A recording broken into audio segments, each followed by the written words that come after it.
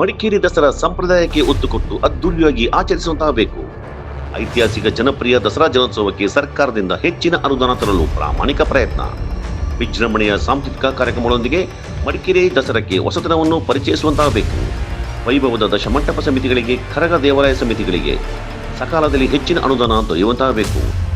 ದಸರಾ ವೀಕ್ಷಿಸಲು ಬರುವವರಿಗೆ ವ್ಯವಸ್ಥಿತ ಸೌಲಭ್ಯ, ಹೆಚ್ಚಾಗಿ ಜನ ಸೇರುವ ಮುಖ್ಯ ರಸ್ತೆಗಳಲ್ಲಿ ಪರ್ಯಾಯ ವ್ಯವಸ್ಥೆ, ವ್ಯವಸ್ಥಿತ ಅದ್ದೂರಿ ದಸರಾ ಆಚರಣೆಗೆ ಸಾರ್ವಜನಿಕರ ಸಹಕಾರ ಅಗತ್ಯ. ದಶಮಂಟಪ ಸಮಿತಿಗೆ ಯಶಸ್ವಿ ಸೇವೆ ನೀಡಿದ ಮಾಜಿ ಅಧ್ಯಕ್ಷ ಜಗದೀಶ್ ಮನದಾಳ. ಕೊಡಗು ಚಾನಲ್ನ ದಸರಾ ವಿಶೇಷ ಕಾರ್ಯಕ್ರಮಕ್ಕೆ ಸ್ವಾಗತ. ಐತಿಹಾಸಿಕ ನಾಡಹಬ್ಬ ದಸರಾಗೆ ದಿನಗಣನೆ ಆರಂಭವಾಗಿದೆ. ಮೈಸೂರು ದಸರಾವನ್ನು ಹೊರತುಪಡಿಸಿದರೆ ಮಡಿಕೇರಿಯಲ್ಲಿ ನಡೆಯುವಂಥ ದಸರಾ ಸಾಕಷ್ಟು ಪ್ರಾಮುಖ್ಯತೆಯನ್ನು ಹೊಂದಿರುವಂಥದ್ದು. ಈಗಾಗಲೇ ದಸರಾಗೆ ದಿನಗಣನೆ ಆರಂಭವಾಗಿರುವ ಹಿನ್ನೆಲೆಯಲ್ಲಿ ಒಂದೊಂದು ರೀತಿಯ ಕಾರ್ಯಚಟುವಟಿಕೆಗಳು ಕೂಡ ಈಗಾಗಲೇ ಆರಂಭವಾಗಿರುವಂಥದ್ದು. ಏನು ಅಧಿಕಾರ ಹಸ್ತಾಂತರ ಕಾರ್ಯಕ್ರಮಗಳಾಗಿರ್ಬೋದು, ಜೊತೆಗೆ ದಶಮಂಟಪ ಆಗಿರ್ಬೋದು, ವಿವಿಧ ಸಮಿತಿಗಳಿದೆ, ಅವುಗಳಿಗೆ ಸದಸ್ಯರು ಮತ್ತು ಅಧ್ಯಕ್ಷರು, ಉಪಾಧ್ಯಕ್ಷರ ಆಯ್ಕೆ ಕೂಡ ನಿಧಾನಗತಿಯಲ್ಲಿ ನಡೀತಾ ಇರುವಂಥದ್ದು. ಇನ್ನು ಇದರಲ್ಲೂ ಪ್ರಮುಖ ಅಂದರೆ ದಸರಾದ ಪ್ರಮುಖ ಭಾಗ ಅಂತಂದರೆ ಅದು ಕಾರ್ಯಾಧ್ಯಕ್ಷ ಸ್ಥಾನ. ಅಂದರೆ ಇಡೀ ಒಂದು ದಸರಾ ಏನಿದೆ ಆ ದಸರಾದ ಸಂಪೂರ್ಣ ಜವಾಬ್ದಾರಿಯ ಹೊತ್ತುಕೊಳ್ಳುವಂಥ ಸ್ಥಾನ ಅಂತಂದರೆ ಈ ಒಂದು ಕಾರ್ಯಾಧ್ಯಕ್ಷ ಸ್ಥಾನ. ಇದಕ್ಕೆ ಬಹಳ ಒಂದು ಪೈಪೋಟಿ ಕೂಡ ಇರುವಂಥ, ಅಂದರೆ ಈ ಒಂದು ದಸರಾ ಏನು ಕಾರ್ಯಾಧ್ಯಕ್ಷ ಸ್ಥಾನ ಏನಿದೆ ಅಷ್ಟು ಮಹತ್ವವನ್ನು ಪಡ್ಕೊಂಡಿರುವಂಥದ್ದು. ಹಾಗಾಗಿ ಸಾಕಷ್ಟು ಮಂದಿ ಈ ಒಂದು ರೇಸ್ನಲ್ಲಿ ಕೂಡ ಇರುವಂಥದ್ದು. ಅದರಲ್ಲಿ ಈಗ ಸಾಕಷ್ಟು ಜನ ಹೆಸರು ಕೂಡ ಮುನ್ನೆಲೆ ಕೂಡ ಬಂದಿದೆ. ಹೀಗಾಗಿ ಈ ಒಂದು ಸ್ಥಾನದ ಮೇಲೆ ಸಾಕಷ್ಟು ಜನರ ಕಣ್ಣಿದೆ ಅಂತಲೇ ಹೇಳ್ಬೋದು. ಹಾಗಾಗಿ ಸಾಕಷ್ಟು ಜನ ತಮ್ಮದೇ ರೀತಿಯಲ್ಲಿ ಒಂದು ರೀತಿ ಲಾಬಿಯನ್ನು ಕೂಡ ಮಾಡ್ತಿರುವಂಥದ್ದು. ಅಂದರೆ ಈ ಒಂದು ಸ್ಥಾನವನ್ನು ಸಿಕ್ಕಿದ್ರೆ ಸಂಪೂರ್ಣವಾಗಿ ದಸರಾದ ಜವಾಬ್ದಾರಿಯನ್ನು ಹೊತ್ಕೋಬೋದು ಮತ್ತು ಜೊತೆಗೆ ಎಲ್ಲ ಕೆಲಸಗಳನ್ನ ಮಾಡುವ ನಿಟ್ಟಿನಲ್ಲಿ ಈ ಒಂದು ಕಾರ್ಯಾಧ್ಯಕ್ಷ ಸ್ಥಾನ ಬಹಳ ಮುಖ್ಯವಾಗಿರುವಂಥದ್ದು. ಹೀಗಾಗಿ ಸಾಕಷ್ಟು ಜನ ಈ ಒಂದು ರೇಸ್ನಲ್ಲಿದ್ದಾರೆ. ಅದರಲ್ಲೂ ಪ್ರಮುಖವಾಗಿ ಇದೀಗ ನಮ್ಮೊಂದಿಗೆ ಕೋಟೆ ಮಾರಿಯಮ್ಮ ದೇವಾಲಯ ಜಗದೀಶ್ ಅವರು ಕೂಡ ಇದ್ದಾರೆ. ಇವರು ಸಾಕಷ್ಟು ದಸರಾ ಸಮಿತಿಯಲ್ಲಿ ಸಾಕಷ್ಟು ಬಾರಿ ಒಂದು ಕೆಲಸ ಕಾರ್ಯಗಳಲ್ಲಿ ತೊಡಗಿಸಿಕೊಂಡವರು ಮತ್ತು ಕಳೆದ ಬಾರಿ ದಶಮಂಟಪ ಸಮಿತಿಯ ಅಧ್ಯಕ್ಷರು ಕೂಡ ಆಗಿ ಕಾರ್ಯನಿರ್ವಹಿಸಿದಂಥವರು. ಅವರು ನಮ್ಮೊಂದಿಗೆ ಅವ್ರನ್ನೇ ಮಾತಾಡ್ಸೋಣ. ಸರ್, ಇದೀಗ ಕಾರ್ಯಾಧ್ಯಕ್ಷ ಸ್ಥಾನಕ್ಕೆ ಸಾಕಷ್ಟು ಪೈಪೋಟಿ ನಡೀತದೆ. ಜಗದೀಶ್ ಅವರನ್ನೇ ಯಾಕೆ ಆಯ್ಕೆ ಮಾಡಬೇಕು, ಏನಕ್ಕೆ ಆಯ್ಕೆ ಮಾಡಬೇಕು? ಮೊದಲನೇದಾಗಿ ನಮಸ್ಕಾರ. 4 ಶಕ್ತಿ ದೇವತೆಗಳು ಹಾಗೂ 10 ಮಂಟಪದ ದೇವಾಲಯಗಳಿಗೆ ಒಂದು ನಮಸ್ಕರಿಸುತ್ತಾ, ನನ್ನನ್ನು ಒಂದು ಕಳೆದ ಬಾರಿ ದಶಮಂಟಪ ಅಧ್ಯಕ್ಷರಾಗಿ ಆಯ್ಕೆ ಮಾಡಿದರು. ಅದು ಏಕೆ ಅಂತ ಹೇಳಿದ್ರೆ, ಈ ದಶಮಂಟಪ ಅಧ್ಯಕ್ಷ ಅಂತಂದರೆ ಒಂದು ಐತಿಹಾಸಿಕ ಇರುವಂಥ ಒಂದು ಹಿನ್ನೆಲೆ ದಸರಾ. ಅದರಲ್ಲಿ ಎಲ್ಲ ಒಂದು ದೇವಾಲಯಗಳಿಂದ ಒಂದೊಂದು ವರ್ಷ ಒಂದೊಂದು ಪ್ರತಿನಿಧಿಯಾಗಿ ದಶಮಂಟಪ ಅಧ್ಯಕ್ಷರಿಗೆ ಆಯ್ಕೆ ಕಾರ್ಯಕ್ರಮಗಳಾಗುತ್ತೆ.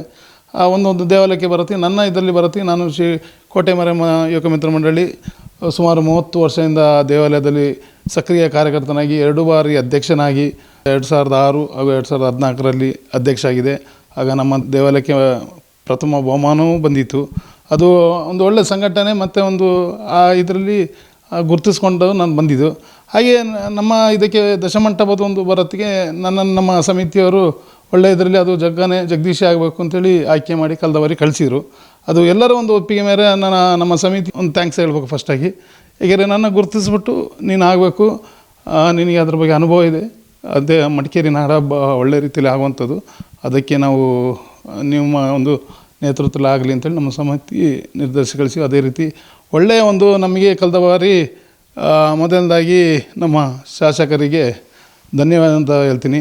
ಏಕೆಂದರೆ ನಮಗೆ ಕಳೆದ ಬಾರಿ ಅಂತಂದರೆ ಶಾಸಕರು ಬೆನ್ನೆಲುಬಾಗಿ ನಿಂತು ಅವರಿಗೆ ದಸರಾದ ಬಗ್ಗೆ ಎಲ್ಲ ಒಂದು ಯಾವ ರೀತಿಯಲ್ಲಿ ನಮ್ಮ ನಾಡಹಬ್ಬ ಆಗಬೇಕು ಅಂತೇಳಿ ನಮಗೆ ಆಗ ಎಲ್ಲ ರೀತಿಯಲ್ಲಿ ನಮ್ಮನ್ನು ಸಲಹೆ ತೊಗೊಳ್ತಾಯಿದ್ರು. ಮೈಸೂರು ದಸರಾ ಹೀಗೆ ಇದೆ, ಮಡಿಕೇರಿ ಸಹ ಇಷ್ಟು ಇತಿಹಾಸ ಇರಲ್ಲ ಒಂದು ದಸರಾ, ಅದು ಯಾವ ರೀತಿಯಲ್ಲೆಲ್ಲ ನಾವು ತಯಾರಿ ಆಗಬೇಕು ಅಂತೇಳಿ. ಅದೇ ಬಾರಿ ನಮ್ಮ ಮಿತ್ರರಾಗಿದ್ದ ಕಾರ್ಯದರ್ಶಿ ಎಸ್ ಪ್ರಕಾಶ್ ಆಚಾರ್ಯ ಅವರು ಕಳೆದ ಬಾರಿ ಕಾರ್ಯದರ್ಶಿಯಾಗಿ ನಿರ್ವಹಿಸಿದರು.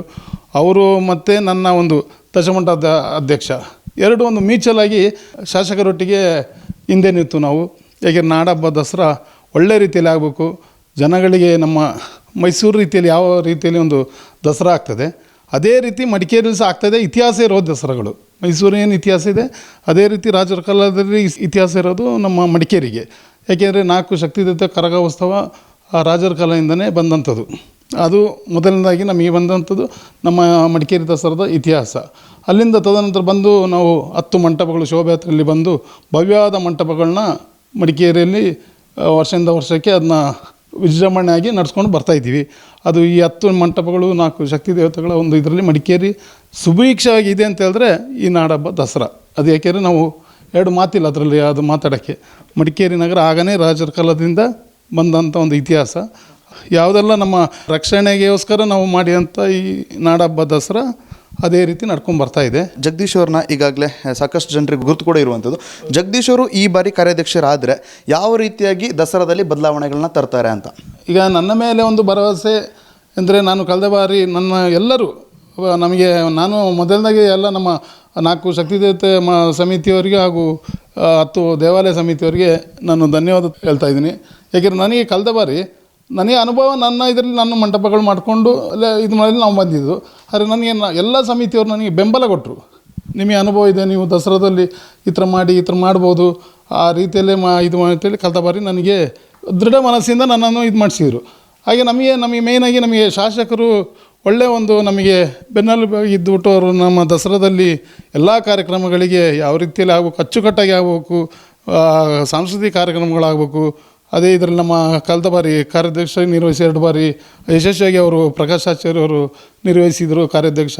ಅದು ಈ ಕಡೆ 10 ಮಂಟಪಗಳ ಜವಾಬ್ದಾರಿ ನನ್ನ ಮೇಲೆ ಇತ್ತು, ಕರಗಗಳು ಮಂಟಪಗಳದ್ದು ಉಸ್ತುವಾರಿಗಳು. ಆ ಕಡೆಯಿಂದ ಸಾಂಸ್ಕೃತಿಕ ಇದಕ್ಕೆ ಪ್ರಕಾಶ್ ಆಚಾರ್ಯ ಅವರು ಒಳ್ಳೆ ಕಾರ್ಯನಿರ್ವಹಿಸಿದರು. ಜಗದೀಶ್ ಅವರು ಈ ಬಾರಿ ಆದರೆ ಯಾವ ಥರ ಬದಲಾವಣೆ ತರಬಹುದು ಅಂತ, ಅಂದರೆ ಈ ಹಿಂದಿನ ಅಧ್ಯಕ್ಷರಿಗಿಂತ ಈ ಬಾರಿ ಜಗದೀಶ್ ಅವರು ಆದರೆ ಯಾವ ರೀತಿ ಬದಲಾವಣೆ ತರ್ತಾರೆ? ಈಗ ನಾವು ಈ ಬದಲಾವಣೆ ತರೋವಂಥದ್ದು ಏನಿಲ್ಲ. ಈಗ ನಮಗೆ ಶಾಸಕರು ಒಂದು ಮಾರ್ಗದರ್ಶನದಲ್ಲಿ ಒಳ್ಳೆಯ ರೀತಿಯ, ನಮಗೆ ಮೇಯ್ನ್ ಈಗ ದಸರಾ ಅಂತ ಹೇಳೋದು ಸರ್ಕಾರದಿಂದ ಬರುವಂಥ ಅನುದಾನ.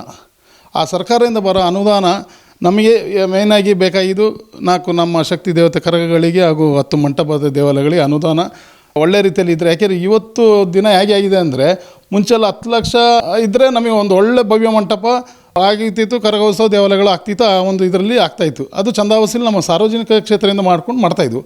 ತದನಂತರ ಈಗ ಇತ್ತೀಚಿನ ದಿನಗಳಲ್ಲಿಂದ ನಮಗೆ ಸರ್ಕಾರದಿಂದ ಅದೊಂದು ಅನುದಾನ ಮಡಿಕೇರಿಗೆ ದಸರಾಕ್ಕೆ ಕೊಡಲೇಬೇಕು ಅಂತ ಆಗಿನ ಇದರಲ್ಲಿ ಎಲ್ಲ ಅದಕ್ಕೆ ನಿಂತು ಆ ಒಂದು ಸರ್ಕಾರದಿಂದ ಅನುದಾನ ತರುವಲ್ಲಿ ನಾವು ಒಂದು ಯಶಸ್ವಿಯಾಗಿದ್ದು. ಅದು ಈಗ ಬರ್ತಾ ನಮ್ಮ ಶಾಸಕರು ಡಾಕ್ಟರ್ ಮಂತ್ರಗೌಡರವರು ಅವ್ರದ್ದು ಮುಂದಾಲೋಚನೆ ಮತ್ತು ಒಳ್ಳೆಯ ಒಂದು ದಸರಾ ನಾಡಹಬ್ಬ ಚೆಂದ ಆಗಬೇಕು ಅಂತೇಳಿ ಎಲ್ಲದಕ್ಕೂ ಮುಂದೆ ನಿಂತು ಕಳೆದ ಬಾರಿ ಒಳ್ಳೆಯ ಒಂದು ನಮಗೆ ಒಂದು 1.5 ಕೋಟಿ ಅನುದಾನ ತರುವಲ್ಲಿ ಭಾರಿ ಯಶಸ್ವಿಯಾಗಿ ಅವರು ತರುವಂಥದ್ದು ನಮಗೆ ಒಂದು ಬಲ ಅದು. ಏಕೆಂದರೆ ನಾವು 10 ಮಂಟಪಗಳಿಗೆ ಕರಗಳೊಟ್ಟಿಗೆ ನಾವೊಂದು ಮೀಸಲು ಮಾಡಿರ್ತೀವಿ, ನಾವು ಸರ್ಕಾರದಿಂದ ತರದಲ್ಲಿ ನಾವು ಯಶಸ್ವಿ ಮಾಡ್ತೀವಿ. ನಮಗೆ ಸಿಗುವಂಥದ್ದು ಅನುದಾನ ಮಂಟಪಗಳಿಗೆ ಭಾರಿ ಕಮ್ಮಿ ಆಗ್ತಾಯಿದೆ, ಕರಗಳಿಗೆ ಕಮ್ಮಿ ಆಗ್ತಿದೆ, ಆದಷ್ಟು ಜಾಸ್ತಿ ಕೊಡಬೇಕು ಅಂತೇಳಿ ಅಂತ ನಾವು ಶಾಸಕರ ಮುಖಾಂತರ ಕೇಳ್ಕೊಳ್ಳೋತ್ತಿಗೆ ಈ ದಿನಗಳಲ್ಲಿ ಈಗ ಸಹ ನಾವು ಬೇರೆ ರೀತಿಯಲ್ಲಿ ಒಂದು ಅದ್ದೂರಿ ದಸರಾ ಮಾಡಬೇಕು ಅಂತ ಈ ಸತಿ ಒಂದು ಚಿಂತನೆ ಮಾಡ್ಕೊಂಡಿದ್ದೀವಿ. ಅದು ನಮಗೆಲ್ಲ ಶಾಸಕರು ಇದ್ದಾರೆ, ನಮ್ಮ ಎಲ್ಲ ಸೇರಿಕೊಂಡು ಅದೊಂದು ಚರ್ಚೆಗಳಾಗ್ತಾಯಿದೆ. ಅದೇ ಉದ್ದೇಶದಿಂದ ನನ್ನ ಒಂದು ಕಾರ್ಯಾಧ್ಯಕ್ಷ ಸ್ಥಾನಕ್ಕೆ ನಮ್ಮ ಸಮಿತಿಯಿಂದ ಎಲ್ಲ ತೀರ್ಮಾನ ಮಾಡಿ ಕಳಿಸಿಕೊಟ್ಟರೆ ಎಲ್ಲರನ್ನ ಬೆಂಬಲ ನನಗೆ ಸುಮಾರು ಸಂಪೂರ್ಣ ಬೆಂಬಲ ಕೊಟ್ಟಿದ್ದಾರೆ. ಅದು ಮುಂದಿನ ದಿನಗಳಲ್ಲಿ ಅದು ಒಳ್ಳೆಯ ರೀತಿಯಲ್ಲಿ ಆಗಲಿ ಅಂತ ನಾನು ಕೇಳ್ಕೊತೀನಿ. ಅಂದರೆ ಈಗಾಗಲೇ ಸಾಕಷ್ಟು, ಅಂದರೆ ಕಳೆದ ಬಾರಿ 1 ಕೋಟಿ ಅನುದಾನ ಈ ಬಾರಿ ದಸರಾಗೆ ಬಂದಿತ್ತು. ಈ ಬಾರಿ ಅಂದರೆ ಖರ್ಚು ವೆಚ್ಚಗಳಂದರೆ ದಿನ ಕಳೆದಂತೆ ಖರ್ಚು ವೆಚ್ಚಗಳ ಕೂಡ ಜಾಸ್ತಿ ಆಗ್ತಾ ಹೋಗ್ತದೆ. ಈ ಬಾರಿ ಅತಿ ಹೆಚ್ಚಿನ ಅನುದಾನ ತರಬೇಕು ಅಂತೇಳಿ ಒಂದಷ್ಟು ಕೂಡ ಕೇಳಿ ಬರ್ತಾ ಇರುವಂಥ, ಅಂದರೆ ಈಗ ಕೊಡ್ತಿರುವಂತಹ ಅನುದಾನ ಎಲ್ಲೂ ಕೂಡ ಸಾಲ್ತಾ ಇಲ್ಲ ಅನ್ನೋ ಮಾತು ಕೂಡ ಕೇಳಿ ಬರ್ತಾ ಇದೆ. ಈ ನಿಟ್ಟಿನಲ್ಲಿ ನೀವು ಯಾವ ರೀತಿ ಕಾರ್ಯಪ್ರವೃತ್ತರಾಗ್ತೀರಿ ಅಂತ? ಈಗ ಅನುದಾನದ ವಿಚಾರದಲ್ಲೇ ನಮಗೆ ಮೊದಲನೇದಾಗಿ ಮೇನ್ ಈಗ ದಸರಾ ಅಂತ ಹೇಳುವಂಥದ್ದು ನಾಡಹಬ್ಬ. ಈಗ ಈ ಕಳೆದ ಬಾರಿ ನಮಗೆ ಆ್ಯಕ್ಚುಲಿ ನಗರಸಭೆ ಬೋರ್ಡ್ ನಮ್ಮದು ಇತ್ತಿಲ್ಲ. ಆಗ ಜಿಲ್ಲಾಧಿಕಾರಿಗಳು ಅದರ ಜವಾಬ್ದಾರಿ ವಹಿಸ್ಕೊಂಡಿದ್ರು.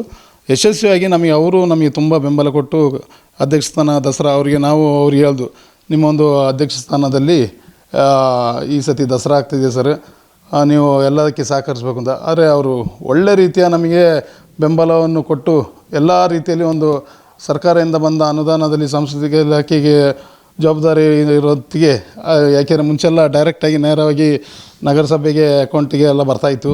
ಈಗೆಲ್ಲ ಸಂಸ್ಕೃತಿ ಕೇಟು ಆ ಥರ ಒಂದು ಬಿಲ್ಲಲ್ಲಿ ಈಗ ಆಗ್ತಾಯಿರೋದು. ಅದ್ರದ್ದು DC ಪಾಪ ನಮ್ಮ ಜಿಲ್ಲಾಧಿಕಾರಿ ಅವರು ಒಳ್ಳೆಯ ರೀತಿಯಲ್ಲಿ ನಮಗೆ ಅದು ಸಹಕರಿಸಿಬಿಟ್ಟು ನಮ್ಮನ್ನ ದಸರಾದು ಇದರಲ್ಲಿ ಏನು ತೊಂದರೆ ಕೊಡೋದಾಗಿ ನಮಗೆ ಅವರು ಒಂದು ಒಳ್ಳೆ ರೀತಿಯಲ್ಲಿ ಸಹಕರಿಸಿದ್ದಾರೆ. ಅವರಿಗೊಂದು ತುಂಬ ರೋಜು ಧನ್ಯವಾದ ಹೇಳ್ಬೇಕು. ಲಾಸ್ಟ್ ಟೈಮು ಅವ್ರು ನಮಗೆ ಸಹಕಾರ ಮಾಡಿದ್ದಾರೆ.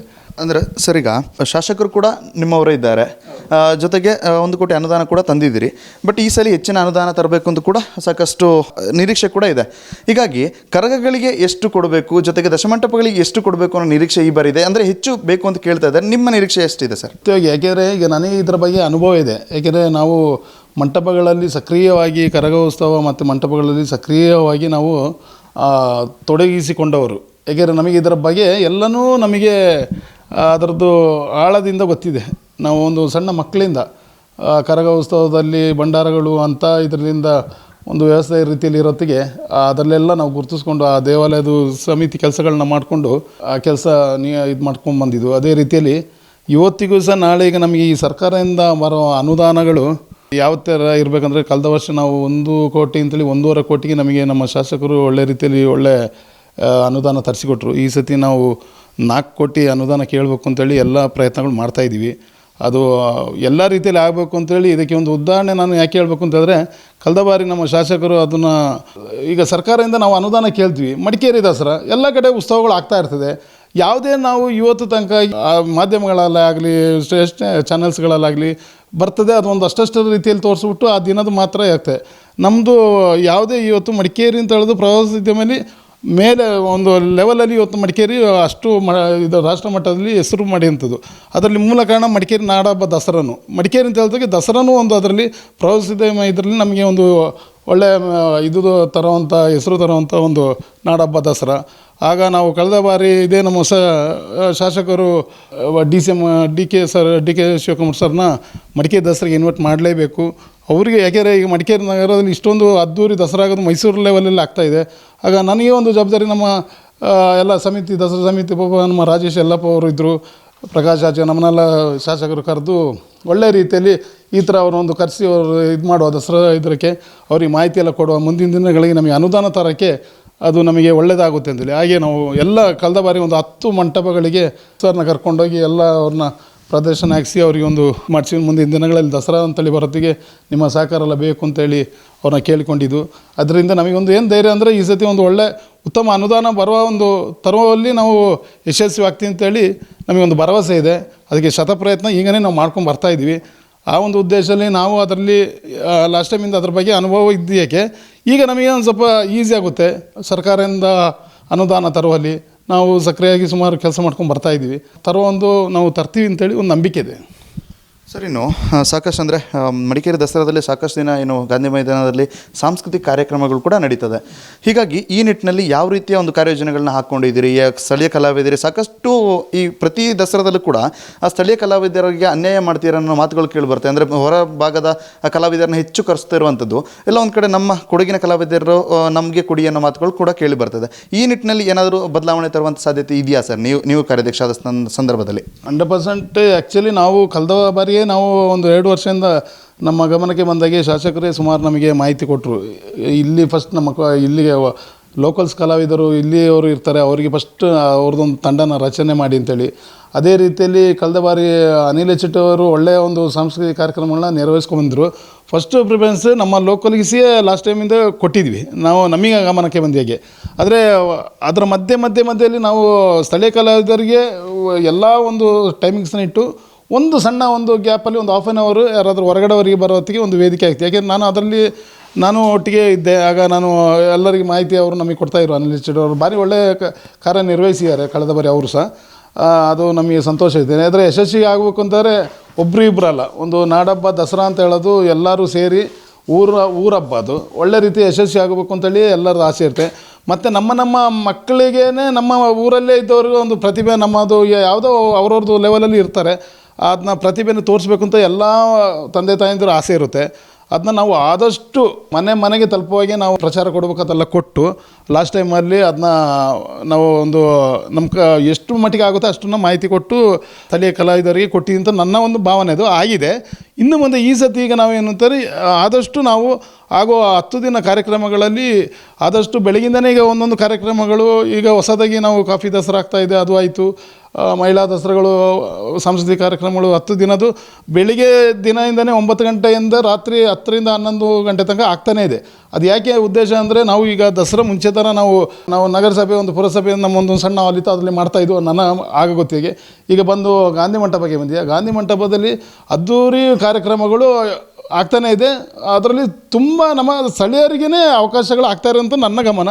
1-2 ಫೈನಲ್ ಡೇಸಲ್ಲಿ ಯಾರಾದರೂ ಸ್ಟೇಟ್ ಲೆವೆಲು, ನ್ಯಾಷನಲ್ ಲೆವೆಲ್ಲು ಯಾರ ಕಲಾವಿದರನ್ನ ಕರೆಯುವಂಥದ್ದು ಸಹ ಆಗಿದೆ. ಯಾಕೆಂದರೆ ಅದು ಜನಗಳಿಗೆ ಸಹ ಒಂದು ದಸರಾ ಅಂತ ಹೇಳೋದು ಒಂದು ಒಳ್ಳೆಯ ರೀತಿಯಲ್ಲಿ ನಾವು ತೋರಿಸಿಕೊಡ್ಬೇಕು. ಆಗ ನ್ಯಾಷನಲ್ ಕಲಾವಿದರುಗಳು, ಸ್ಟೇಟ್ ಲೆವೆಲ್ ಕಲಾವಿದರು ಬಂದ್ರೆ ಅದಕ್ಕೆ ಒಂದು ಒಳ್ಳೆಯ ರೀತಿ ಒಂದು ನಮಗೆ ಒಂದು ವೇದಿಕೆ ಚೆನ್ನಾಗಿ ಸಿಗುತ್ತೆ. ಅದು ಈ ಸತಿ ನಾವು ಇನ್ನೂ ಸ್ವಲ್ಪ ರೂಪುರೇಷೆ ಮಾಡೋಕ್ಕೆ ತಯಾರಿ ಮಾಡ್ಕೊಂಡಿದ್ದೀವಿ. ದಸರಾ ಕಾರ್ಯಕ್ರಮಗಳು 10 ದಿನವೂ ಒಳ್ಳೆಯ ರೀತಿಯಲ್ಲಿ ಆಗ್ತಿದೆ. ಮತ್ತು ಮೇನ್ ಉದ್ದೇಶ ಏನಂದರೆ ನಮ್ಮ ಶಾಸಕರಿಗೆ ಭಾರಿ ಒಂದು ಇದು ಮೈಸೂರು ದಸರಾ ಥರ ಲೈಟಿಂಗ್ಸ್ ಇಡೀ ಮಡಿಕೇರಿ ನಗರದಲ್ಲಿ ಫುಲ್ ಆಗಬೇಕು ಅಂತ ಅವರಿಗೆ ಸುಮಾರು ಒಂದು 2 ವರ್ಷ ನಮ್ಮ ಹತ್ರ ಅದನ್ನ ಹೇಳ್ಕೊಂಬಂದಿದ್ದಾರೆ. ಅದು ನಾವು ಈ ಸತಿ ಅದನ್ನ ಒಳ್ಳೆ ರೀತಿಯಲ್ಲಿ ಮಾಡೋ ಅಂತೇಳಿ ಅವ್ರದ್ದೊಂದು ಎಲ್ಲ ಗಮನದಲ್ಲಿ ಇದೆ. ನಾವು ಅದನ್ನ ಮಾಹಿತಿ ಕೊಟ್ಟಿದ್ದೀವಿ. ಟೋಟಲ್ ಒಂದು ಲೈಟಿಂಗ್ಸ್ ಆಗಿ ದಸರಾ ಅಂತ ಹೇಳೋದು ಅದ್ದೂರಿಯಾಗಿ ಒಂದು ತಿಂಗಳು ಮಡಿಕೇರಿ ನಗರದಲ್ಲಿ ಒಂದು ಆ ದಸರಾ ಕಳೆ ಬರಬೇಕು ಅಂತೇಳಿ ಅದೆಲ್ಲ ಪ್ರಯತ್ನಗಳು ನಾವು ಮಾಹಿತಿ ಎಲ್ಲ ಕೊಟ್ಟಿದ್ದೀವಿ. ಅದು ಆಗ್ತದೆ ಅಂತೇಳಿ ನಮಗೆ ಸಹ ನಂಬಿಕೆ ಇದೆ. ಆಗ್ತದೆ, ಅದನ್ನ ಮಾಡ್ತೀವಿ ಅಂತೇಳಿ ನಾವೊಂದು ಇದು ಮಾಡ್ತೀವಿ. ಸರ್, ಇನ್ನು ಸಾಕಷ್ಟು ಮಡಿಕೇರಿ ದಸರಾ ಅಂತಂದರೆ ಮೈಸೂರು ದಸರಾವನ್ನು ನೋಡಿ ಬರುವಂಥದ್ದೇ ಮಡಿಕೇರಿ ದಸರಾಕ್ಕೆ. ಅಂದರೆ ಲಕ್ಷಾಂತರ ಮಂದಿ ಈ ಒಂದು ಮಡಿಕೇರಿ ದಸರಾಗೆ ಬಂದು ಸೇರ್ತಾರೆ. ಈ ಬಂದು ಸೇರಿದಂಥ ಸಂದರ್ಭದಲ್ಲಿ ಎಲ್ಲೊಂದು ಕಡೆ ಅನಾಹುತಗಳಾಗುವಂಥ ಸಾಧ್ಯತೆಗಳು ಕೂಡ ಇರುತ್ತೆ. ಅಂದರೆ ಸಾಕಷ್ಟು ಬಾರಿ ತುಂಬಿದ ಸಂದರ್ಭದಲ್ಲಿ ಕಾಲು ತುಳಿತಗಳು ಇಲ್ಲಿ ಗಂಟೆ ಆಗಲಿಲ್ಲ, ಆಗೋದು ಕೂಡ ಬೇಡ. ಎಲ್ಲ ಒಂದು ಕಡೆ ಈ ಥರ ಇದಾದ ಸಂದರ್ಭದಲ್ಲಿ ಅಂದರೆ ಕಳೆದ ಬಾರಿ ಕೂಡ SP ಅವರು ಸುದ್ದಿಗೋಷ್ಠಿ ಮಾಡೋದು ಕೂಡ ಹೇಳ್ತಾ ಇದ್ರು, ಸಾಕಷ್ಟು ಈ ಥರ ಒಂದಷ್ಟು ಪ್ರಿಕಾಷನ್ ತಗೋಬೇಕು, DJ ಇದೆಲ್ಲ ಇದ್ದಾವೆ. ಈ ಥರನ ಯಾವ ರೀತಿ ನಿಭಾಯಿಸ್ಕೊಂಡು ಹೋಗ್ತೀರಿ? ಅಂದರೆ ಜನಸಂದಣಿ ಬಂದು ಸೇರಿದಂಥ ಸಂದರ್ಭದಲ್ಲಿ ಅದನ್ನು ನಿಭಾಯಿಸುವ ನಿಟ್ಟಿನಲ್ಲಿ ಯಾವ ರೀತಿ ನೀವು ಕಾರ್ಯಪ್ರವೃತ್ತರಾಗ್ತೀರಿ ಅಂತ? ಇದು ಯಾವ ರೀತಿ ಅಂತ ನಮ್ಮ ನಾಡಹಬ್ಬ ದಸರಾ ಅಂತ ಹೇಳೋದು ಒಂದು ದೈವಿಕವಾದಂಥ ಒಂದು ಹಬ್ಬ. ಇದರಲ್ಲಿ ನೀವು ಕೇಳಿದ ಪ್ರಶ್ನೆನೇ ಒಂದು ಒಳ್ಳೆಯ ಪ್ರಶ್ನೆ. ಯಾಕೆಂದರೆ ಇಲ್ಲಿ ಸಾವು ನೋವುಗಳು ಅಪಘಾತಗಳು ಆಗಬಾರ್ದು, ತೊಂದರೆಗಳಾಗಬಾರ್ದು. ಈ ಊರಿಗೆ ಈ ಪ್ರದೇಶಕ್ಕೆ ಒಂದು ಒಳ್ಳೆಯ ರಕ್ಷಣೆ ಕೊಡಬೇಕು ಅಂತೇಳಿ ಈ 4 ಶಕ್ತಿ ದೇವತೆಗಳನ್ನ ಆಗಿನ ಕಾಲ ರಾಜರ ಕಾಲದಿಂದ ನಾವು ಸ್ಥಾಪನೆ ಮಾಡಿ ಅವ್ರನ್ನ ಆರಾಧಿಸ್ಕೊಂಡು ಬಂದಿದ್ದು. ದೇವ್ರದ್ದು ಒಂದು ಎಷ್ಟು ಪವರ್ಫುಲ್ ಅಂದರೆ ಅದಕ್ಕೆ ಶಕ್ತಿಯಾಗಿ ನಾವು ಹೇಳಿದ ಥರನೇ ಇವತ್ತು ತನಕ ಆ ದೇವ್ರದಿಂದ ಅಂಥದ್ದು ಏನು ಸಮಸ್ಯೆಗಳು ನಮಗೆ ಬಂದಿಲ್ಲ, ಇನ್ನೂ ಆಗಲೂಬಾರ್ದು. ಅದು ಆ ದೇವಿ ರಕ್ಷಣೆನೇ. ನಾವು ಅದಕ್ಕೋಸ್ಕರ ಈ ಊರು ಇಷ್ಟು ಸುಭದ್ರ ಅಂತೇಳಿ ಒಂದು ರಕ್ಷಣೆ ಆಗಿದೆ ಅಂತೇಳಿ ನಾವು ಖುಷಿ ಪಡಬೇಕು. ಇನ್ನು ಮುಂದೆ ದಿನಗಳು ಸಹ ದಸರಾ ನಾಡಹಬ್ಬ ಒಂದು ವೈಭವಪೂರ್ಣ ದೈವಿಕ ಕಾರ್ಯಕ್ರಮ ಆಗಿ ಇರಬೇಕು ಹೊರತು ಅದರಲ್ಲಿ ಎಲ್ಲಿ ಸಮೇತ ಆಡಂಬರ ಮೋಜು ಮಸ್ತಿ ಥರಕ್ಕೆ ನಾವು ಅಂತೂ ಅದಕ್ಕೆ ವೇದಿಕೆ ಕೊಡೋದಿಲ್ಲ ಅಂತೇಳಿ ನಮ್ಮಲ್ಲಿ ಒಂದು ಇದೆ. ಯಾಕೆಂದರೆ ನಾವು ಅದನ್ನ ಹಿರಿಯರ ಕಾಲದಿಂದ ಅದನ್ನ ಕಾಪಾಡ್ಕೊಂಡು ಬಂದಿದ್ದು ದಸರಾ ನಾಡಹಬ್ಬನ. ಆಗಿಂದ ಹಿರಿಯರು ನಮಗೆ ಮಾರ್ಗದರ್ಶನ ಏನು ಕೊಟ್ಟಿದ್ದಾರೆ ಅದೇ ರೀತಿಯಲ್ಲಿ ನಮ್ಮ ಈ ಟೈಮಲ್ಲಿ ಮಾಡ್ಕೊಂಡು ಹೋಗ್ತಾಯಿದ್ವಿ ಈ ದೈವಿಕ ಕಾರ್ಯಕ್ರಮಗಳು. ಆ ನಾಡಹಬ್ಬ ದಸರಾ ದೈವಿಕ ಕಾರ್ಯಕ್ರಮ ಅದರೊಟ್ಟಿಗೆ ಸಾಂಸ್ಕೃತಿಕ ಕಾರ್ಯಕ್ರಮಗಳನ್ನ ಒಟ್ಟಿಗೆ ಕೂಡ್ಕೊಂಡು ಇವತ್ತು ಈ ದಸರಾ ಆಗ್ತಾಯಿದೆ. ಇನ್ನು ಮುಂದೆನೂ ಅದೇ ರೀತಿಯಲ್ಲಿ ಆ ಸಾಂಸ್ಕೃತಿಕ ಏನಾಗ್ತದೆ, ಸಾಂಸ್ಕೃತಿಕ ಕಾರ್ಯಕ್ರಮಗಳು ಮತ್ತು ದೈವಿಕ ಕಾರ್ಯಕ್ರಮಗಳಾಗುತ್ತೆ, ಅದಕ್ಕೆ ನಾವು ಹೆಚ್ಚು ಒತ್ತು ಕೊಡ್ತೀವಿ. ಅಂದರೆ ಈಗ ಜನಸಂದಣಿ ಹೆಚ್ಚು ಸೇರುವಂಥ ದಶಮಂಟಪ ಸಂದರ್ಭದಲ್ಲಿ ಹೆಚ್ಚು ಜನಸಂದಣಿ ಸೇರುವಂಥದ್ದು ಈ ಟೈಮಲ್ಲಿ ಯಾವ ರೀತಿ ಕಂಟ್ರೋಲ್ ಮಾಡ್ಬೋದು? ಯಾವ್ದಾದ್ರು ಸಪ್ರೇಟಾಗಿ ಮಾಡಬೇಕು, ಏನಾದ್ರು ನೀವು ಬೇರೆ ಥರ ಅದೇ ಈಗ ನಾವು ಒಂದು 2 ವರ್ಷ 3 ವರ್ಷದಿಂದ ಈಗ ನಾವು ಸುಮಾರು ವರ್ಷದಿಂದ ಈ ಥರ ಆಗ್ತಿದೆ. ನಮ್ಮ ದಶಮಂಟಪ ಸಭೆಯಲ್ಲಿ ನಾವು ಸುಮಾರು ಮಾಹಿತಿ ಕೊಟ್ಟು ನಮ್ಮ ಎಲ್ಲ ರೀತಿಯಲ್ಲಿ ನಮಗೆ ಸಹಕಾರ ಕೊಂಡು ಅವ್ರಿಗೆ ಮಾಡಿದ್ದಾರೆ. ಅದೇ ರೀತಿ ಪೊಲೀಸ್ ಇಲಾಖೆಯಿಂದ ಸಹ ಒಳ್ಳೆಯ ರೀತಿ ನಮಗೆ ಅವರು ಸಹಕಾರ ಮಾಡ್ಕೊಂಡು ಬಂದಿದ್ದಾರೆ. ಯಾಕೆಂದರೆ ಸುಮಾರು ವರ್ಷ ಕಳೆದ ಬಾರಿ ನಮ್ಮ SP ಸಾಹೇಬ್ ರಾಮರಾಜು ಸರ್ ನಮಗೆ ತುಂಬ ಸಹಕಾರ ಮಾಡಿದ್ದಾರೆ. ಈಗ ನಾನು ದಶಮಂಟಪ ಅಧ್ಯಕ್ಷರಿಗೆ ನನ್ನ ಒಂದು ಅನುಭವ ನಾನು ಹೇಳ್ತಾ ಇರೋದು, ನಾವು ಪದೇ ಮೀಟಿಂಗ್ ಅವರು ಕರೆದು ನಮ್ಮನ್ನು ಮಾಹಿತಿ ಕೇಳ್ಕೊಳ್ತಾಯಿದ್ರು. ಏನಾಗಬೇಕು, ಯಾವ ರೀತಿ ಇಷ್ಟು ಜನ ಪ್ರವಾಸಿಗರು ಬರ್ತಾ ಇದ್ದಾರಲ್ಲ ಅವರಿಗೂ ದೈವಿಕವಾಗಿ ಒಂದು ದಸರಾದ ಬಗ್ಗೆ ಒಳ್ಳೆಯ ಒಂದು ಇದಿದೆ. ಅವರು ನಮಗೆ ಎಲ್ಲದಲ್ಲಿ ಕರಗದಿಂದ ಸ್ಟಾರ್ಟ್ ಆಗಿಂದ ನಮ್ಮ ಹತ್ರ ಮಾಹಿತಿ ತೊಗೊಳ್ತಾಯಿದ್ರು. ಏನು ಮಾಡಬೇಕು, ಯಾವ ರೀತಿಯಲ್ಲಿ ನಿಮಗೆ ಸಹಕಾರ ಕೊಡಬೇಕು, ಒಳ್ಳೆಯ ಒಂದು ನಮಗೆ ಸಹಕಾರ ಕೊಟ್ಕೊಂಡು SP ಸಾಹೇಬರು ನಮ್ಮನ್ನ ದಸರಾನ ಯಶಸ್ವಿ ಮಾಡೋಕ್ಕೆ ಇದು ಮಾಡಿದ್ರು. ಈಗ ಸಹ ಅದನ್ನೇ ಕಳೆದ ಬಾರಿ ಆದಂಥ ಸ್ವಲ್ಪ ಜನ ದಟ್ಟಣೆ ಆಯ್ತಲ್ವ, ಪೊಲೀಸ್ ಸ್ಟೇಷನ್ ಹತ್ರ ಸ್ವಲ್ಪ ಬ್ಲಾಕ್ ಆಗುತ್ತೆ.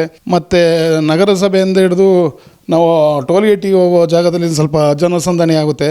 ಎಮರ್ಜೆನ್ಸಿ ಏನಾದರೂ ಆ್ಯಂಬುಲೆನ್ಸ್ ಅಂತಾರೆಲ್ಲ ಏನೋ ಹೋಗ್ಬೇಕಂತಾರೆ ಸಾಧಾರಣವಾಗಿ ನಾವು ಈ ಕಡೆ ಭಾಗದಲ್ಲಿ ಅಂಥ ತೊಂದರೆಗಳು ಆಗೋದಿಲ್ಲ. ಬಸ್ ಸ್ಟ್ಯಾಂಡಿಂದ ಪೊಲೀಸ್ ಸ್ಟೇಷನಿಂದ ಕೆಳಗೆ.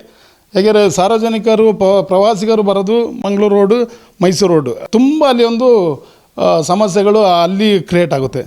ನಗರಸಭೆ ಕೋಟೆ ಪೊಲೀಸ್ ಸ್ಟೇಷನ್ ಮುಂಭಾಗದಿಂದ ಹಿಡಿದು ನಾವು ಚರ್ಚ್ ಹಾಸ್ಪಿಟ್ಲಿಗೆ ಹೋಗೋ ತನಕ ಆ ಜಾಗದಲ್ಲಿ ನಾವು ಏನಾದರೂ ಒಂದು ಸ್ವಲ್ಪ ಚೇಂಜಸ್ ಮಾಡಿಕೊಂಡು ಒಳ್ಳೆ ಅವರಿಗೆ ರ್ಯಾಂಪ್ ಟೈಪು ಪ್ರವಾಸಿಗರಾಗಲಿ ದಸರಾ ನೋಡೋಕ್ಕೆ ಬಂದಂಥ ವೀಕ್ಷಣೆ ಮಾಡೋಕ್ಕೆ ಬಂದಂಥವ್ರಿಗೆ ಗ್ಯಾಲರಿ ಥರ ಏನೋ ಮಾಡಿಸ್ಬೇಕಾಗುತ್ತೆ. ಇಲ್ಲಾಂದರೆ ಕೆಳಭಾಗದಲ್ಲಿ ಅವ್ರ ಮೇಲೆ ರ್ಯಾಂಪ್ ಥರ ಮಾಡಿ ಒಂದು ಕಡೆಯಿಂದ ಹೋಗಿ ಇನ್ನೊಂದು ಕಡೆ ಪಾಸ್ ಹಾಕಿ, ಎಮರ್ಜೆನ್ಸಿ ಆ್ಯಂಬುಲೆನ್ಸ್ಗಳಿದ್ದರೆ ಪಾಸ್ ಹಾಕಿ ಅಂತ ಏನಾದರೂ ಒಂದು ಅದು ಈಗ ನೆಕ್ಸ್ಟ್ ಸಭೆಗಳಲ್ಲೆಲ್ಲ ನಾವು ಚರ್ಚೆ ಮಾಡಿ ಅದೊಂದು ಸ್ವಲ್ಪ ಇದು ಮಾಡಬೇಕು ಅಂತಲೇ ನಮ್ಮ ಒತ್ತಾಯ ಇದೆ. ಅದು ನಾವು ಈ ಮಂಟಪಗಳದ್ದು ಮೀಟಿಂಗ್, ದಶಮಂಟಪ ಮೀಟಿಂಗಲ್ಲೆಲ್ಲ ನಾವು ಅದು ಮಾಹಿತಿ ಕೊಟ್ಟು ಪೊಲೀಸ್ ಇಲಾಖೆಯಿಂದ ಯಾವ ರೀತಿಯಲ್ಲಿ ಆಗಬೇಕು ಅಂತೇಳಿ ಚರ್ಚೆ ಮಾಡಿ ಅದು ಮುಂದಿನ ದಿನ ಮಾಡಬೇಕು ಅಂತೇಳಿ ಯೋಚನೆ ಮಾಡ್ತಾಯಿದ್ದೀವಿ. ಅಂದರೆ ಸರ್, ಇನ್ನು ಪ್ರಮುಖವಾಗಿ ಬರುವಂಥದ್ದು DJ ಸೌಂಡ್ಗಳು ಸಾಕಷ್ಟು ಬಾರಿ ಕೇಸ್ ಹಾಕ್ಕೊಳ್ಳುವಂಥದ್ದು, ಪೊಲೀಸ್ ಠಾಣೆ ಇರುವಂಥದ್ದು, ನ್ಯಾಯಾಲಯ ಈ ಥರದೇ ಆಗ್ತಾ ಇದೆ. ಇದನ್ನು ಯಾವ ರೀತಿ ಬಗೆಹರಿಸ್ಬೋದು? ಅಂದರೆ ಮುಖ್ಯವಾಗಿ ಬೇಕಾಗಿ ಇಲ್ಲಿ ಕೊಡಗಿನಲ್ಲಿ ನಡೆಯುವಂಥ ದಸರಾಗೆ DJ ಪ್ರಮುಖವಾಗಿ ಬೇಕೇ ಬೇಕು. ಅಂದರೆ ಏನು ದಶಮಂಟಪಗಳ ಶೋಭಾಯಾತ್ರೆ ನಡೆಯುವಂಥ ಸಂದರ್ಭಗಳಲ್ಲಿ ಇದನ್ನು ಯಾವ ಥರ ನಿಭಾಯಿಸ್ತೀರಿ ಅಂತ ಸರ್? ಸವಾಲಿನ ಒಂದು ಇದು ಅಂತ ಹೇಳ್ಬೋದು ನಮಗೆ. ಯಾಕೆಂದರೆ ಈಗ ದಸರಾ ಅಂತ ಹೇಳೋದು ನಾಡಹಬ್ಬ, ಅದು ದೈವಿಕ ಕಾರ್ಯಕ್ರಮ. ನಮ್ಮ ಇದರ ರೀತಿಯಲ್ಲಿ ಒಂದು ಮಂಟಪಗಳು ಮಾಡ್ತೀವಲ್ಲ, ಆ ಮಂಟಪಗಳು ಮಾಡೋದಕ್ಕೆ ಒಂದು ಭವ್ಯ ಮಂಟಪಗಳು ಮಾಡ್ತೀವಿ. ಅದೊಂದು ಕಥಾ ಸಾರಾಂಶ ಅಂದರವುಳ್ಳ ದೈವಿಕ ಒಂದು ವಿಚಾರವಾಗಿ ಒಂದು ಶೋಭಾಯಾತ್ರೆ ಮಂಟಪಗಳನ್ನ ಮಾಡ್ತೀವಿ. ಅದು ಮುಂಚೆಯಿಂದನೇ ಬೇರೆ ಮೋಜಿ ಮಸ್ತಿ DJ ಆ ಥರದ್ದು ಅದರಲ್ಲಿ ಬರೋದಿಲ್ಲ. ಅದು ನಾವು ಎಲ್ಲ ಸಭೆಯಲ್ಲಿ ಎಲ್ಲ ವಿಚಾರಗಡೆ ಎಲ್ಲನೂ ಆ ಮಾಹಿತಿ ಕೊಡ್ಕೊಂಡು ಸುಮಾರು ವರ್ಷದಿಂದ ನಾವು ದಶಮಂಟಪ ಸಮಿತಿಗಳಿಂದ ಚರ್ಚೆಯಾಗಿ ಅದು ಹೇಳ್ಕೊಂಬರ್ತಾಯಿದ್ವಿ. ಒಂದು ಪೌರಾಣಿಕ ಹಿನ್ನೆಲೆ ಉಳ್ಳಂಥ ಒಂದು ದಸರಾವನ್ನು ನಾವು ಕಥಾ ಸಾರಾಂಶ ರೂಪದಲ್ಲಿ ಮಂಟಪದಲ್ಲಿ ಅಳವಡಿಸ್ಕೊಂಡು ಬರ್ತಾಯಿದ್ವಿ. ಅದರಲ್ಲಿ ಆ್ಯಕ್ಚುಲಿ ನಮಗೆ ಬೇಕಾಗಿದೆ ಏನಂತಾರೆ, ಕಥಾ ಸಾರಾಂಶಕ್ಕೆ ನಿಗದಿತ ಒಂದು ಸೌಂಡ್ಸ್ ಆಗಿ ನಾವು ಕಥಾ ಸಾರಾಂಶಕ್ಕೆ ಇದು ಮಾಡ್ಕೊಳ್ತೀವಿ. ಆ ಸಮಯದಲ್ಲಿ ನಮಗೆ ಒಂದು ಕಥಾ ಸಾರಾಂಶ ಬರೋತ್ತಿಗೆ ವಾಯ್ಸ್ ಬರುತ್ತೆ, ಚಲನವಲನಗಳು ಬರ್ತದೆ, ಸಂಭಾಷಣೆಗಳು ಬರ್ತದೆ. ಆ ಸಂಭಾಷಣೆಗಳಿಗೆ ತಕ್ಕಂತೆ ನಮ್ಮ ಬ್ಯಾಕ್ಗ್ರೌಂಡು ಅದಕ್ಕೆ ತಕ್ಕಂಥ ಸೌಂಡ್ಸ್ಗಳು, ಮ್ಯೂಸಿಕ್ಗಳು ಇರಬೇಕಾಗುತ್ತೆ. ಈಗ ಅದು ಪೌರಾಣಿಕದಲ್ಲಿ ಇರೋತ್ತಿಗೆ ನಾವು ಬರೀ ಬೇರೆ ರೀತಿಯಲ್ಲಿ ತೋರಿಸಾಗಿಲ್ಲ. ನಾವು ಸುಮಾರು ಹಲವಾರು ಬಾರಿ ಹೇಳಿದ್ದೀವಿ, ಇದು ದಸರಾ ಬೇರೆ ರೀತಿಯಲ್ಲಿ DJ ಗೀಜೆ ಆ ಥರ ಪ್ರೋಗ್ರಾಮ್ ಮಾಡಿ ಡ್ಯಾನ್ಸ್ ಪ್ರೋಗ್ರಾಮ್ ಮಾಡೋವಂಥದ್ದು ಅಲ್ಲ. 10 ಮಂಟಪಗಳದ್ದು ಅವ್ರವ್ರಿಗೆ ಒಂದೊಂದು ಜವಾಬ್ದಾರಿ ಇರುತ್ತೆ. ಈಗ ಆ ಸಮಿತಿಯಲ್ಲಿ ದುಡ್ದವರು ಅವರು ಮನೆಯವರಿಗೆ ಎಲ್ಲಿ ಆ ದಸರಾ ನಮಗೆ ತೋರ್ಸೋಕ್ಕಾಗೋದಿಲ್ಲ. ಯಾಕೆಂದರೆ ಅಷ್ಟು ಸಕ್ರಿಯಾಗಿ ಒಂದೊಂದು ಸಮಿತಿಯಲ್ಲಿ 1000 ಜನ ಮೆಂಬರ್ಸ್ಗಳು, ನನಗೆ ಗೊತ್ತಿಗೆ ಮೆಂಬರ್ಸ್ಗಳೇ ಇದ್ದಾರೆ, ಒಂದೊಂದು 1000 ಮೆಂಬರ್ಸ್ಗಳು. 10 ಮಂಟಪದಲ್ಲಿ 1000 ಮೆಂಬರ್ಸಲ್ಲಿ 20-25 ಸಾವಿರ ಜನ ಬರೀ ನಮ್ಮ ಮಡಿಕೇರಿ ನಗರ ಸುತ್ತಮುತ್ತ ಎಲ್ಲರ ದಸರಾದು ಅವ್ರವ್ರದ್ದು ಮಂಟಪಗಳಲ್ಲಿ ಬ್ಯುಸಿಯಲ್ಲಿ ಇರ್ತಾರೆ. ಮನೆಯವರಿಗೂ ಕರ್ಕೊಂಡೋಗಿ ತೋರ್ಸಾಕಿಲ್ಲ. ಅದು ನಾವು ಎಲ್ಲ ಕಡೆನೂ ಹೇಳಿದ್ದೀವಿ. ಈ ಥರ ಸಂದರ್ಭದಲ್ಲಿ ನಾವು ಇದು ಮೋಜು ಮಸ್ತಿ ಅಲ್ಲ, ಇದಕ್ಕೆ ನಮಗೆ ಒಂದು ಸರ್ಕಾರದಿಂದನೇ ಒಂದು ಅನುಮತಿ ಕೊಡಲೇಬೇಕಾಗುತ್ತೆ. ನಾಡಹಬ್ಬ ದಸರಾಕ್ಕೆ ನಮಗೆ ಒಂದು ಅನುಮತಿ ಇಲ್ಲದೆ ಬೇರೆನ ಮಾಡಿದರೆ ನಾವು ಯಾರು ಅದನ್ನ ಕೇಳೋಕ್ಕೆ ಹೋಗ್ತಿದ್ದಿಲ್ಲ. ಈಗ ಸೌಂಡ್ಸ್ ನಾವು ಕಳೆದ ಬಾರಿ ಈಗ ಎಲ್ಲರದ್ದು ಅಧ್ಯಕ್ಷರಾಗಿ ಬರ್ತಾರೆ, ಕೇಸ್ ಹಾಕ್ಬಿಡ್ತಾರೆ. ನಾವು ಕೇಸ್ ಹಾಕ್ಕೊಂಡು ಈ ದೇವಾಲಯದ ಸಮಿತಿಯಲ್ಲಿ ಇರಬೇಕಾ, ಅಲ್ಲಿ ನಮ್ಮಲ್ಲಿ ಕಚ್ಚಾಟ ಶುರು ಆಗುತ್ತೆ. ಅದು ನಮ್ಮಲ್ಲಿ ಈಗ ಇಷ್ಟೆಲ್ಲ ದೈವಿಕ ಕಾರ್ಯಕ್ರಮಕ್ಕೆ ಇದೊಂದು ನಮಗೆ ಸಪೋರ್ಟ್ ಇಲ್ಲ ಅಂತ ಹೇಳ್ತೀವಿ. ನಮಗೆ ತುಂಬ ಬೇಜಾರಿನ ವಿಷಯ. ಯಾಕೆ ನಾನು ಕಳೆದ ಬಾರಿ ದಶಮಂಟ ಅಧ್ಯಕ್ಷ ಆಗಿದ್ದಕ್ಕೆ ನನಗೆ ಅನುಭವ ಅದು. ನಾವಾಗಿ ಅಮೃತೇಶ್ ಅವರು ಒಂದು ಕಾನೂನು ರೀತಿಯಲ್ಲಿ ನಮ್ಮನ್ನ ಇದು ಮಾಡಿದರು. ಅದು ಅವರು ನಮ್ಮ ಇದರಲ್ಲಿ ಮೆಂಬರ್ಸ್ ಆಗಿದ್ದರು. ಅವ್ರನ್ನ ಕರೆಸಿ ಅವರು ಅವರು ಒಳ್ಳೆ ನಮಗೆ ಮಾರ್ಗದರ್ಶನ ಕೊಟ್ಟರು. ನಾವು ಮುಂಚೆ ದಸರಾ ಮಾಡಿದವರು, ನಾವು ಮಡಿಕೇರಿಯಲ್ಲಿದ್ದು, ಅವರು ಹೀಗೆ ಮಾಡಿ ನಿಮ್ಮ ಮೇಲೆ ಯಾವ ರೀತಿಯಲ್ಲಿ ಕಾನೂನು ಇದು ಬರೋದಿಲ್ಲ ಅಂತ. ಆಗ ನಾವು ಅವ್ರ ಹತ್ರ ಎಲ್ಲ ಮಾತಾಡಿದ್ದು, ಮುಂದಿನ ದಿನ ಅವರು ಸಹಕಾರ ಮಾಡ್ತೀನಿ ಅಂತ ಹೇಳಿದ್ದಾರೆ. ಈಗ ಸಹ ಅದಕ್ಕೆ ನಾವು ಏನು ತೊಂದರೆ ಆಗೋದಾಗೆ ಆ ದೈವಿಕ ಕರ್ಮಕ್ಕೆ ಸಹಕರಿಸಬೇಕು ಹೇಳ್ತೇವೆ. ಅಂದರೆ ಸರ್, ಇನ್ನು ಈಗ ದಶಮಂಟಪಗಳ ಶೋಭಾಯಾತ್ರೆ ನಡೀತದೆ. ಈ ಸಂದರ್ಭದಲ್ಲಿ ಒಂದಷ್ಟು ಗೊಂದಲ, ಅಂದರೆ ಜಡ್ಜ್ಮೆಂಟ್ ವಿಚಾರದಲ್ಲಿ ಒಂದಷ್ಟು ಗೊಂದಲಗಳಾಗ್ತವೆ. ಎಲ್ಲವನ್ನು ಕೂಡ ನೀಟಾಗಿ ನಡೆಸ್ಕೊಂಡು ಹೋದಂದ್ರೆ ಎಲ್ಲ ಒಂದು ಕಡೆ ಪ್ರಶಸ್ತಿ ಕೊಡೋ ವಿಚಾರದಲ್ಲಿ ಗೊಂದಲಗಳು ಉಂಟಾಗ್ತದೆ. ಅದನ್ನು ಯಾವ ರೀತಿ ನಿವಾರಣೆ ಮಾಡ್ಬೋದು ಅಂತ? ಈಗ ಗೊಂದಲಗಳು ಅಂತೇಳಿ ಏನು ಬರೋದಿಲ್ಲ. ಈಗ ದಸರಾ ಅಂತ ಹೇಳುವಂಥದ್ದು 4 ಶಕ್ತಿ ದೇವತೆ ಕರಗಗಳಿಗೆ ಆ ದಿನ ನಾವು ವಿಜೃಂಭಣೆಯಿಂದ ದಸರಾ ಉತ್ಸವ ದಸರಾ ದಿನ ದಶಮಿ ದಿನ ಅಂದು ಪ್ರಾರಂಭ ಸ್ಟಾರ್ಟ್ ಆಗುತ್ತೆ. ನವರಾತ್ರಿ ಉತ್ಸವಗಳು. ಕಡೆ ದಿನ ವಿಜಯದಶಮಿ ದಿವಸದಂದು ನಾವು ಕರಗ ಉತ್ಸವಗಳು, ಮಂಟಪಗಳು, ಕರಗಗಳು ದೇವಾಲಯದಿಂದ ಓಡುತ್ತದೆ. ಕರಗಗಳು ಆ ಕರಗ ಓಡೋ ಸಮಯದಿಂದ ಹಿಡಿದು ಬನ್ನಿ ಕಡ್ದು ಬರೋ ತನಕ ದೇವಿಗೆ ಒಟ್ಟಿಗೆ ಎಲ್ಲ ಭಕ್ತಾದಿಗಳು ಒಟ್ಟಿಗೆ ಬಂದು ಅಲ್ಲಿ ಬನ್ನಿ ಕಡ್ದು ಬರ್ತಾಯಿರ್ತೀವಿ. ಇದೇ ಸಂದರ್ಭದಲ್ಲಿ ನಾವು ಶೋಭಾಯಾತ್ರೆಗೆ ಅಂತೇಳಿ ಮಂಟಪಗಳ ಸಮಯದಲ್ಲಿ ಮಂಟಪಗಳು ಸಹ ತಯಾರಾಗಿ ಯಥಾ ಪ್ರಕಾರಾಗಿ ಸರತಿ ಸಾಲಿನಲ್ಲಿ ಎಲ್ಲ ಅವ್ರವ್ರದ್ದು ಜಾಗ ಅಂತೇಳಿ ಕೊಟ್ಟಿರ್ತೀವಿ. ತೀರ್ಪುಗಾರರು ಬಂದು ಅಲ್ಲಿ ಜಡ್ಜ್ಮೆಂಟ್ ಮಾಡ್ತಾರೆ ಅಂತ. ಆ ಜಾಗದಲ್ಲಿ ತೀರ್ಪುಗಾರರದು ಒಳ್ಳೆ ರೀತಿಯಲ್ಲಿ ಅವ್ರದ್ದು ಒಂದು ಪೌರಾಣಿಕ ರೀತಿಯಲ್ಲಿ ಯಾವುದು ಹಿನ್ನೆಲೆ ಉಳ್ಳಂಥ ದಸರಾವನ್ನು ಮಾಡಿರ್ತಾರೆ. ಆ ಮಂಟಪ ಅದು ಇದನ್ನು ಶೋಭಾಯಾತ್ರೆಯಲ್ಲಿ ತೋರಿಸ್ತಾರೆ. ತೀರ್ಪುಗಾರ ಬಂದು ಪ್ರೈಸ್ ಡಿಸ್ಟ್ರಿಬ್ಯೂಷನ್ ಬಹುಮಾನಗಳು ಅಂತಂದರೆ ಆ ದಿನಗಳಿಂದ ನಾವು ಎಷ್ಟು ಕಷ್ಟಪಡ್ಕೊಂಡು ಆ ಮಂಟಪಗಳು ಮಾಡಿ ಆ ಪೂರ್ವಭಾವಿ ತಯಾರಿಯಲ್ಲಿ ಅವರೆಲ್ಲರೂ ಇದಾಗಿರ್ತಾರೆ. ಆಗ ಅದಕ್ಕೊಂದು ಬಹುಮಾನ ರೀತಿಯಲ್ಲಿ ಇರಲಿ ಅಂತೇಳಿ ಅದು ಫಸ್ಟು, ಸೆಕೆಂಡ್, ಥರ್ಡ್ ಅಂತ ಇರೋದು. ಅದರಲ್ಲಿ ಬೇರೆ ಉದ್ದೇಶ ಏನಿಲ್ಲ. ಆದರೆ ಒಂದು ನೆಕ್ಸ್ಟಿಗೆ ಒಂದು ಉರುಪು ಉಲ್ಲಾಸ ಬೇಕು. ಏನೋ ಒಂದು ದೇವಾಲಯಕ್ಕೆ ಬಹುಮಾನ ಬಂದಿ ಅಂತಂದರೆ ಅಲ್ಲಿ ನಾಳೆ ನೆಕ್ಸ್ಟಿಗೆ ಅದೊಂದು ಚಾಲೆಂಜಿಂಗ್ ಸಿಗುತ್ತೆ. ನಮ್ಮ ಮಂಟಪ ಅದು ಬಿಟ್ಟರೆ ಬೇರೆ ಆ ಸ್ಪರ್ಧೆಯಲ್ಲಿ ಬೇರೆ ಏನು ಉದ್ದೇಶಪೂರ್ವಕ ಏನಿಲ್ಲ. ಒಂದು ಎಲ್ಲರೂ ಸೇರಿ ಮಾಡುವಂಥದ್ದೇ ಈ ದಸರಾ. ಆ ಒಂದು ದಿನಕ್ಕೋಸ್ಕರ ಮಾತ್ರ ಅದೊಂದು ಪ್ರೈಸ್ ನಮ್ಮದು ಫಸ್ಟ್ ನಮ್ಮದು ಸೆಕೆಂಡ್. ಆದರೆ 10 ದೇವಾಲಯಗಳು 4 ಕರಗದು ಒಂದು ಆರಾಧನೆ ಎಲ್ಲ ಮಡಿಕೇರಿ ನಗರದವರು ಸೇರಿ ನಮ್ಮ ಊರವರು ಎಲ್ಲ ಸೇರಿ ಒಂದು ಸೇರುವಂಥ ಒಂದು ದಸರಾ. ನಾವು ಕೇಸ್ ಹಾಕ್ಕೊಂಡು ಈ ದೇವಾಲಯದ ಸಮಿತಿಯಲ್ಲಿ ಇರಬೇಕಾ, ಅಲ್ಲಿ ನಮ್ಮಲ್ಲಿ ಕಚ್ಚಾಟ ಶುರು ಆಗುತ್ತೆ. ಅದು ನಮ್ಮಲ್ಲಿ ಈಗ ಇಷ್ಟೆಲ್ಲ ದೈವಿಕ ಕಾರ್ಯಕ್ರಮಕ್ಕೆ ಇದೊಂದು ನಮಗೆ ಸಪೋರ್ಟ್ ಇಲ್ಲ ಅಂತ ಹೇಳ್ತೀವಿ. ನಮಗೆ ತುಂಬ ಬೇಜಾರಿನ ವಿಷಯ. ಯಾಕೆ ನಾನು ಕಳೆದ ಬಾರಿ ದಶಮಠ ಅಧ್ಯಕ್ಷ ಆಗಿದ್ದಕ್ಕೆ ನನಗೆ ಅನುಭವ ಅದು. ನಾವಾಗಿ ಅಮೃತೇಶ್ವರ ಒಂದು ಕಾನೂನು ರೀತಿಯಲ್ಲಿ ನಮ್ಮನ್ನ ಇದು ಮಾಡಿದರು. ಅದು ಅವರು ನಮ್ಮ ಇದರಲ್ಲಿ ಮೆಂಬರ್ಸ್ ಆಗಿದ್ದರು. ಅವ್ರನ್ನ ಕರೆಸಿ ಅವರು ಅವರು ಒಳ್ಳೆ ನಮಗೆ ಮಾರ್ಗದರ್ಶನ ಕೊಟ್ಟರು. ನಾವು ಮುಂಚೆ ದಸರಾ ಮಾಡಿದವರು, ನಾವು ಮಡಿಕೇರಿಯಲ್ಲಿದ್ದು, ಅವರು ಹೀಗೆ ಮಾಡಿ ನಿಮ್ಮ ಮೇಲೆ ಯಾವ ರೀತಿಯಲ್ಲಿ ಕಾನೂನು ಇದು ಬರೋದಿಲ್ಲ ಅಂತ. ಆಗ ನಾವು ಅವ್ರ ಹತ್ರ ಎಲ್ಲ ಮಾತಾಡಿದ್ದು. ಮುಂದಿನ ದಿನ ಅವರು ಸಹಕಾರ ಮಾಡ್ತೀನಿ ಅಂತ ಹೇಳಿದ್ದಾರೆ. ಈಗ ಸಹ ಅದಕ್ಕೆ ನಾವು ಏನು ತೊಂದರೆ ಆಗೋದಾಗೆ ಆ ದೈವಿಕ ಕರ್ಮಕ್ಕೆ ಸಹಕರಿಸೋದಕ್ಕೆ ಹೇಳ್ತೇವೆ. ಅಂದರೆ ಸರ್, ಇನ್ನು ಈಗ ದಶಮಂಟಪಗಳ ಶೋಭಾಯಾತ್ರೆ ನಡೀತದೆ. ಈ ಸಂದರ್ಭದಲ್ಲಿ ಒಂದಷ್ಟು ಗೊಂದಲ, ಅಂದರೆ ಜಡ್ಜ್ಮೆಂಟ್ ವಿಚಾರದಲ್ಲಿ ಒಂದಷ್ಟು ಗೊಂದಲಗಳಾಗ್ತವೆ. ಎಲ್ಲವನ್ನು ಕೂಡ ನೀಟಾಗಿ ನಡೆಸ್ಕೊಂಡು ಹೋದ ಎಲ್ಲ ಒಂದು ಕಡೆ ಪ್ರಶಸ್ತಿ ಕೊಡೋ ವಿಚಾರದಲ್ಲಿ ಗೊಂದಲಗಳು ಉಂಟಾಗ್ತದೆ. ಅದನ್ನು ಯಾವ ರೀತಿ ನಿವಾರಣೆ ಮಾಡ್ಬೋದು ಅಂತ? ಈಗ ಗೊಂದಲಗಳು ಅಂತೇಳಿ ಏನು ಬರೋದಿಲ್ಲ. ಈಗ ದಸರಾ ಅಂತ ಹೇಳುವಂಥದ್ದು 4 ಶಕ್ತಿ ದೇವತೆ ಕರಗಗಳಿಗೆ ಆ ದಿನ ನಾವು ವಿಜೃಂಭಣೆಯಿಂದ ದಸರಾ ಉತ್ಸವ ದಸರಾ ದಿನ ದಶಮಿ ದಿನ ಅಂದು ಪ್ರಾರಂಭ ಸ್ಟಾರ್ಟ್ ಆಗುತ್ತೆ. ನವರಾತ್ರಿ ಉತ್ಸವಗಳು.